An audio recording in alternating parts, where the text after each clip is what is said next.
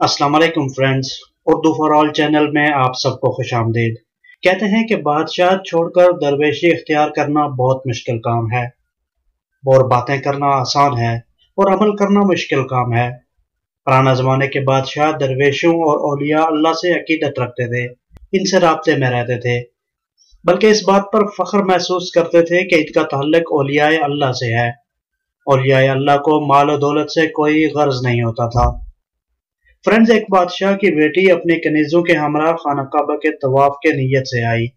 اس نے ایک شخص کو دیکھا کہ آسمان سے نور اس شخص کے گرد منڈلا رہا ہے، تو وہ حیرت زدہ رہ گئی۔ واپسی پر اپنے والد کو اس شخص کے بارے میں بتایا اور کہا کہ وہ صرف اس سے شادی کرے گی، وگرنہ ساری عمر کنواری رہے گی۔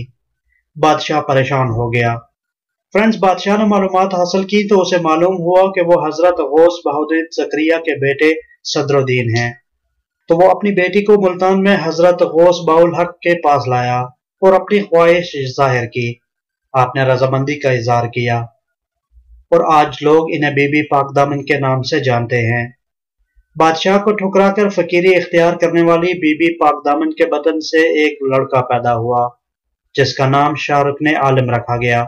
اس بچے کی ولادت سے قبل حضرت غوث بہاءالدین زکریا نے پیشگوئی کی تھی کہ وہ قطب الاقطاب بنے گا، جو سچ ثابت ہوئی۔ آپ کی تربیت آپ کے دادا، والد اور درویش صفت ماں نے کی۔ آپ نے روحانی تعلیم میں باکمال صلاحیتیں حاصل کی اور سلسلہ سہروردیہ میں باکمال صلاحیتیں حاصل کی اور سلسلہ سہروردیہ کو جہد عطا کی۔ آپ نے اپنے دادا کی مسند سنبھالی۔ آپ کے بارے میں کہا جاتا تھا کہ آپ جمالی بزرگ ہیں اور آپ فیض بہت جلد عطا کرتے تھے۔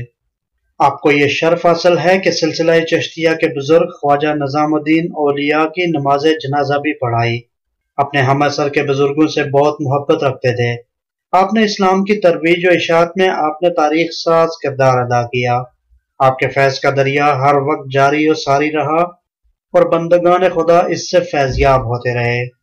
امید کرتا ہوں فرینڈز آپ کو یہ ویڈیو ضرور پسند آئی ہوگی۔ اگر ویڈیو پسند آئے تو اسے ضرور لائک اور شیئر کیا کریں۔ اللہ حافظ۔